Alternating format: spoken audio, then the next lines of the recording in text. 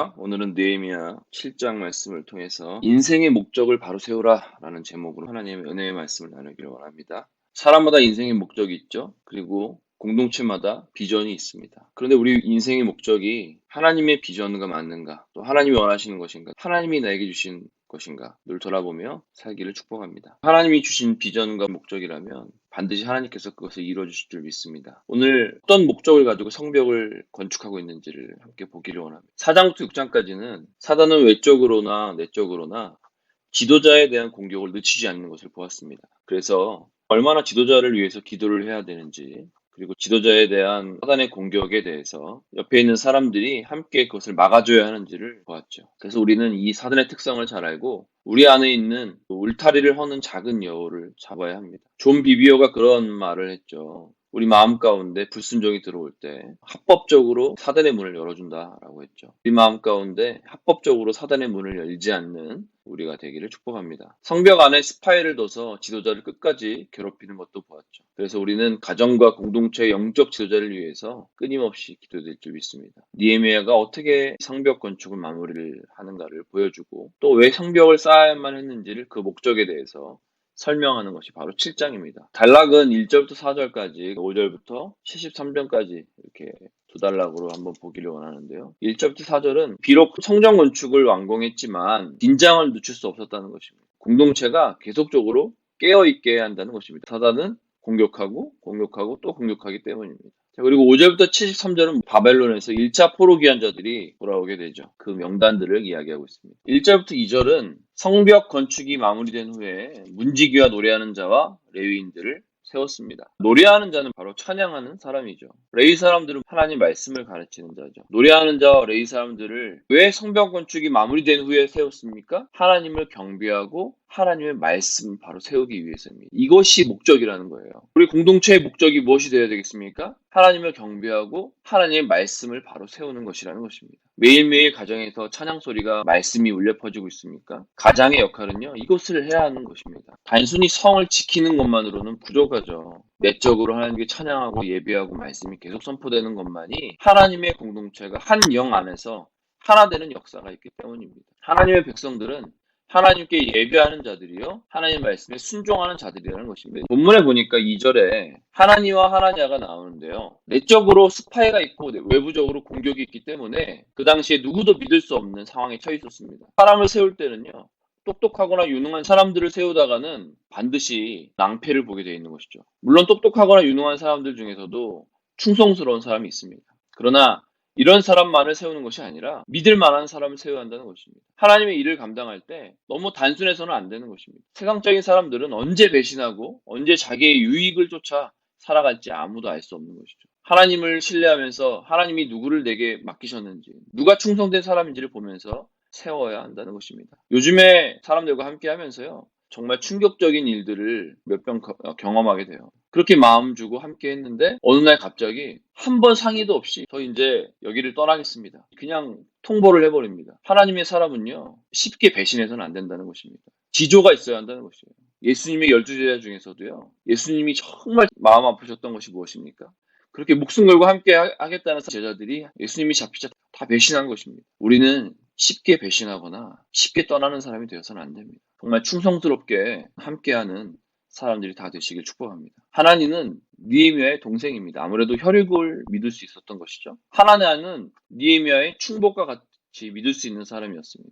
이 둘은 예루살렘 전체를 관리하겠다는 것입니다. 주변에 사람을 세울 때요, 믿을 만한 사람을 세워야 합니다. 공동체가 무너질 때는요, 외부의 공격이 아니라 내부에서부터 무너진다는 것을 항상 기억해야 한다는 것입니다. 그리고 3절 말씀에 보니까 구체적인 지시를 하게 되는데요. 내가 그들에게 이르기를 해가 높이 뜨기 전에는 예루살렘 성문을 열지 말고 아직 파수할 때 곧 문을 닫고 빗장을 지르며 또 예루살렘 주민이 각각 자기가 지키는 곳에서 파수하되 자기 집 맞은편을 지키게 하라 하였노니, 성벽이 완공되었고 사람을 세웠다고 해서 그냥 놔두는 것이 아니라 왜 이렇게 자세하게 구체적으로 지시합니까? 한순간도 깨어있지 않으면 안 되는 상황이었다고 하십니다. 대충 할 수 있는 상황이 아니라는 거예요. 계속적으로 점검하고 정확한 지시를 해야 한다는 것입니다. 그렇지 않으면 반드시 문제가 생길 수 있다는 것입니다. 자, 무슨 얘기를 했습니까? 첫 번째는 밤에는 절대로 성문을 열어주지 말라는 것입니다. 밝아서 모든 것이 보이기 전에는 열어주지 말라는 거예요. 두 번째는 성벽 전체를 둘러서 파수꾼을 세운다는 것입니다. 자기 집 가까운 데서 파수한다는 것은 무엇입니까? 결국은 이 파수꾼의 역할이 자기 집을 함께 지키는 역할이라는 것을 일깨워 줬다는 거예요. 그냥 내가 성만 지키는 사람이 아니라 이것이 내 집도 지킨다는 것을 인식시켜 줬다는 거예요. 사람들과 함께 해보면요. 참 안타깝게도 대부분의 사람들이 정말 자기 유익을 쫓아서 움직입니다. 정말 극소수는 자기 유익이 아니라 하나님의 유익이나 지도자의 유익을 쫓아서 사는 사람들이 있어요. 아무리 하나님 잘 믿는 사람이라고 해도 자기 유익을 위해서 움직인다는 거예요. 결국 책임감도 없어지고 열심도 없어지는 것입니다. 반드시 유익이 되는 일이라는 것을 일깨워주고 함께 일하라는 것입니다. 4절 말씀해 보니까 그 성읍은 광대하고 그 주민이 적으며 가옥은 미처 건축하지 못하였습니다. 왜 이렇게 또 효과적으로 자기 집 가까운 데 파수하겠습니까? 성이 너무 방대하다는 것입니다. 그리고 아직 집도 다 짓지 못했고 또 예루살렘을 성과 수도로 하기에는 부족함이 많이 있기 때문에 잘 지켜나가야 한다는 것입니다. 느헤미야는요, 위기 상황을 잘 알고 있었습니다. 그래서 우선순위를 잘 정해서 나간 것입니다. 느헤미야가 지키고자 했던 것 첫 번째는 예배와 말씀의 회복이었던 것입니다. 두 번째는 가장 중요한 것을 맡길 때 이 성 전체를 관리하는 일이나 예루살렘 전체를 관리하는 일이나 이런 것들을 맡길 때 은사보다는 충성심과 성품 그리고 능력보다는 마음이 순수한 사람을 세웠다는 것입니다. 다른 어떤 것보다요. 이런 것을 위해서 기도해야 될 줄 믿습니다. 주님, 내가 충성스러운 사람이 되게 해주십시오. 주님, 내 성품이 주님과 같아지게 해주십시오. 주님, 내 마음이 순수한 사람이 되게 해주십시오. 이런 것을 개발하기 위해서 살아야 될 줄 믿습니다. 내 아내에게, 내 남편에게요. 지금 물어보세요. 내 동역자에게 물어보세요. 당신이 나를 볼 때 내 성품이 어떻습니까? 내 마음이 어떻습니까? 솔직하게 물어보세요. 날마다 자기 자신을 가꾸면서 사시길 축복합니다. 마음에 순수하지 않고 주님께 충성하는 마음이 없으면요. 결국에는 내 주위에 있는 사람들이 다 떠나게 됩니다. 첫 번째는 예배와 말씀의 회복이고 두 번째는 충성스럽고 순수한 사람을 세운다는 것이죠.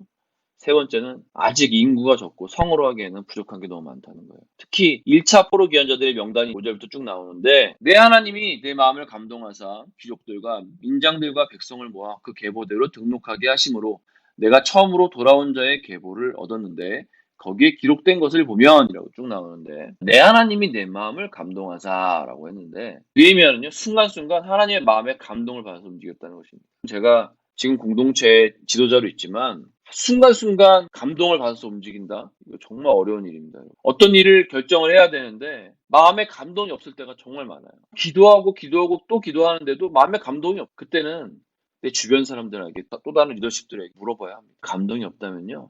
반드시 물어보십시오. 자기 마음대로 움직이지 마시고요. 그리고 1차 포로 귀환자들만 인구조사를 하게 되죠. 2차, 3차는 느헤미야가 함께 돌아오기도 했고 느헤미야가 돌아오기 14년 전에 돌아왔기 때문에 어느 정도 파악이 다 될 거예요.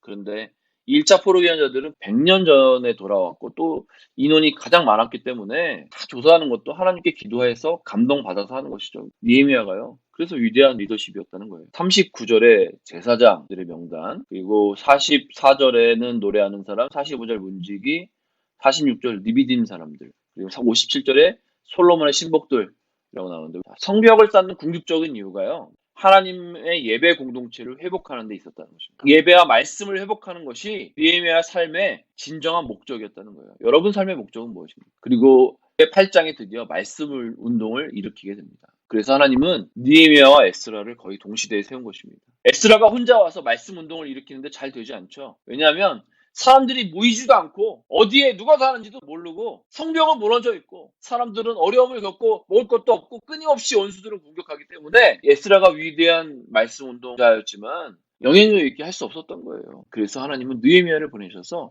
성벽을 쌓게 하시고 예배와 말씀 공동체가 제대로 기능을 발휘하게 하시는 것입니다. 그래서 느헤미야서를 읽어보면요. 느헤미야가 얼마나 위대한 리더십인지 나오는데요. 그는 역사의 한켠으로 사라지고 에스라가 등장을 합니다. 그리고 느헤미야는 에스라를 세우고 말씀 운동을, 말씀 개혁을 일으키게 합니다. 자기가 다 해먹으려고 하지 않아요. 자기만 리더십이라고 하지 않아요. 한 사람을 세우는데 그 사람이 위대한 일을 할 수 있게 옆에서 도와준다는 것입니다. 느헤미야와 같은 사람이 되길 축복합니다. 에스라와 같은 사람이 되길 축복합니다. 우리는 이런 얘기를 많이 해요. 나는 저 사람과 많이 달라. 저 사람과 너무 스타일이 안 맞아. 근데요, 이 말은 사실 너무 교만한 말입니다. 그런데 주님이 내 주변에요. 반드시 나와 다른 사람을 세워놓으신다는 거예요. 결혼도요, 대부분 보면은, 저도 그렇고요, 쌍극의 사람을 주님이 배우자로 맞이하게 하세요. 왜 주님은 이런 사람하고 결혼하게 하실까? 왜냐하면 함께 부족함을 채우라는 거예요. 시크릿이라는 영화를 보면은 남자 주인공이 여자 주인공한테 함께 절로 가자 이렇게 얘기해요. 또 여자 주인공이 어디 가는데, 뭐 하러 가는데, 그 남자 주인공이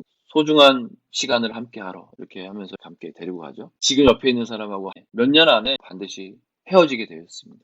영원히 함께 할 수도 있겠죠. 그런데 헤어지는 때가 반드시 있다는 거예요. 항상 옆에 있는 사람을 소중하게 여기시길 축복합니다. 하나님이 지금 무엇을 원하시는가? 우리 공동체에, 우리 민족에게 무엇을 원하시는가? 지도자는 가정의 가장도, 공동체의 리더십도 하나님의 감동을 받아서 움직여야 합니다. 그리고 감동이 있을 때 그것을 위해서 내 인생을 드려야 합니다. 결론입니다. 우리의 삶의 목적은 무엇입니까?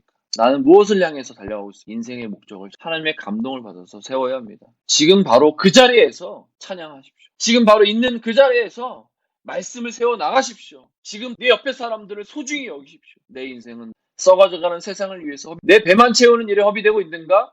아니면 하나님의 나라와 그 의를 위해서 허비되고 있는가? 오늘 우리는 성령의 감동 대신 그 일에 내 인생을 걸고 일하는 우리 모두가 되시길 축복합니다. 하나님의 나라가 여러분으로부터, 저로부터 든든히 세워지기를 간절히 소망합니다. 여러분 사랑하고 축복합니다.